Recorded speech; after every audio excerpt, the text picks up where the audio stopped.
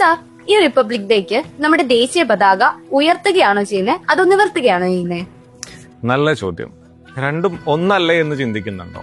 എന്നല്ല.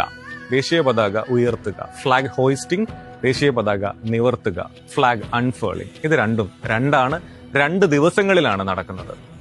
ദേശീയ പതാകയുമായി ബന്ധപ്പെട്ട ഇന്ത്യയിലെ 2 പ്രധാനപ്പെട്ട ദിവസങ്ങളാണ്. ഒന്ന് സ്വാതന്ത്ര്യ ദിനവും ഒന്ന് റിപ്പബ്ലിക് ദിനവും. ഈ 2 ദിവസങ്ങളിലും 2 രീതിയിലാണ് നമ്മൾ ദേശീയ പതാക അനാവരണം ചെയ്യുന്നത്.